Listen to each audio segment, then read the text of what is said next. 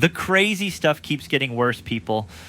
We now have proof. Also, yes, I mean Google. Ripple was chosen for the new bank system.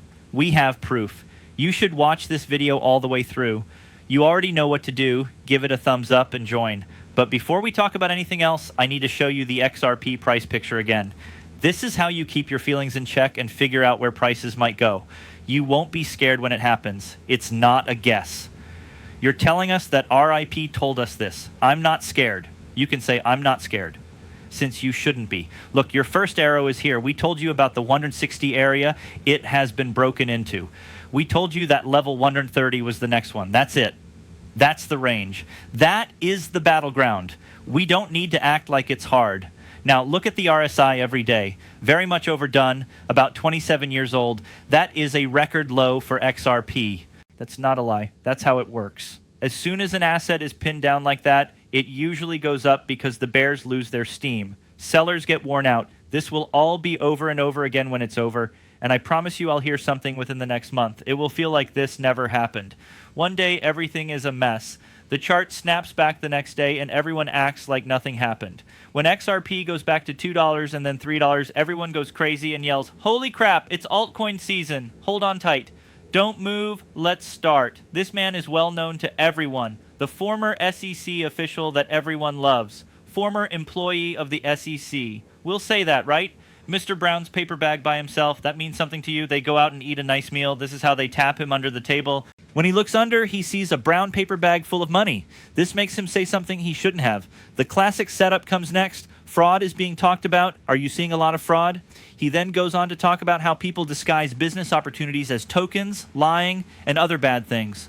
Look at this guy. He's talking about scam, but he did it himself.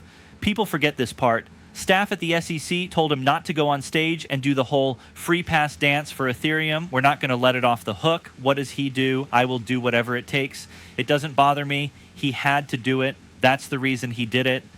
Now we get to the part where it stops being interesting and starts being like, really? We are going to look at the papers and emails that show Google chose Ripple when it was still OpenCoin.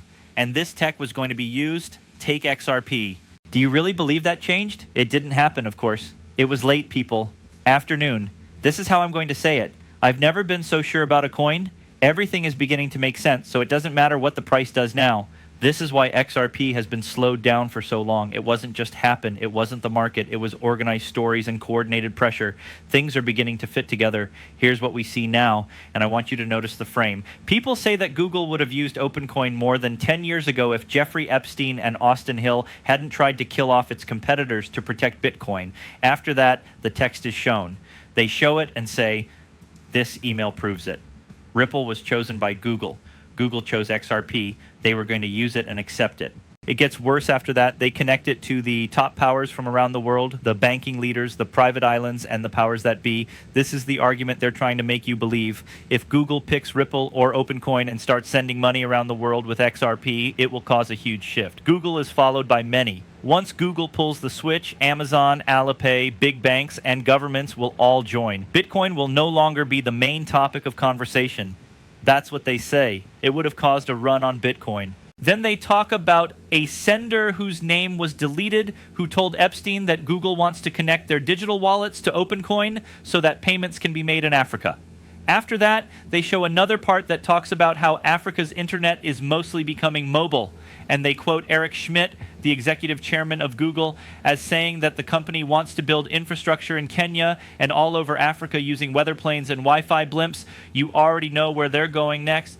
Okay, so Google thought of balloons. What do we have now? SpaceX and Elon Musk. Anywhere in the world can get satellite service. People, this is getting worse. After that, they talk about the rest. Broadband internet for cities and low-cost connections for rural places. Google is also making moves in digital payments, as shown by Google Wallet.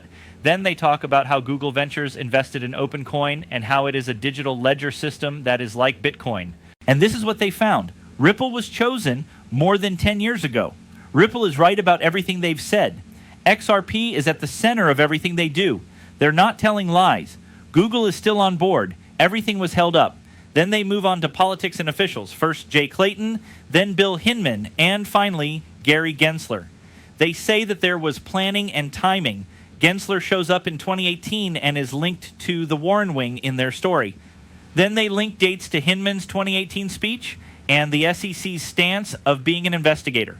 They bring up Ripple's claim that they met with the SEC from 2014 until the case was shut down. People say Ripple didn't expect it.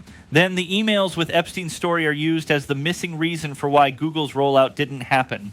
Then they make it less harsh by saying Bitcoin won't go away. And they talk about it as if it were two different assets with two different uses, a source of value and a way to convert currencies and send money across borders. Then they say they went after Ripple because they didn't want to bring down the Bitcoin Ponzi scheme. Then they bring in Austin Hill to attack Chris Larson. An email chain from Epstein to Reid Hoffman talks about being in New York for General Assembly, Clinton, and the language used at Island Ranch. After that, David Schwartz adds the line about not being shocked if it's just the tip of a very big iceberg. They paint a picture in which Jed quits Ripple to build Stellar, and the powerful people decide that Bitcoin would lose value if Ripple and Stellar worked together. This is why they try to stop it, slow it down, or even cut it short. They say they've been putting it off for almost 12 years, but the wait is over. Of course, they finished it off with a cherry. Trump is going to make this stop. Everything takes place under Trump. In the real world, if you're watching this as an investor and not as a story, here's what you should remember. The point of these kinds of stories is to make you feel sad at the beginning and happy at the end. The chart keeps getting hit because of this. That's why the RSI is important. If it rips, that's where you want to be strict, not sure tomorrow it's going to get bigger. In markets, this is how you stay alive. Let's be honest. There will be disagreements about the emails, how they should be interpreted, and what is suggested and what is proven.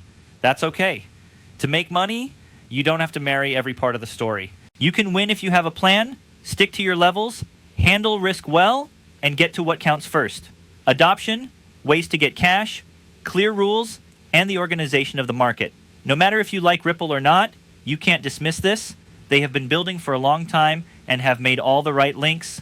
The world is moving toward better rails and faster settlement. It's not a matter of if or when the system changes. So I'm telling you, the picture can turn around faster than people think if we get a real turnaround. That same group of people who are scared at 160 will scream at 260 and beg for a dip that never comes. Keep your cool, keep an eye on the news, the levels, and the RSI. Don't let anyone take over your feelings. Before I end this, I want to give you something you can do. It's nice to watch movies, but having a plan is better. Most people miss these kinds of plays because they only watch what's popular at the moment. And the most value, learn how to use a system to get richer, how to spot quality, how to spot momentum before it goes popular, how to handle entries and exits, and how to stop acting like a consumer and start acting like an investor. Every week, I'll show you exactly what I'm thinking, what I'm interested in, what I'm avoiding, what triggers are important, and how I build positions. This is how you fix feeling like you're always 2 steps behind the market and always late. You don't have to be able to perfectly guess what will happen. What you do need is a plan that you can follow every time. That's what makes wealthy people different from those who only look at numbers.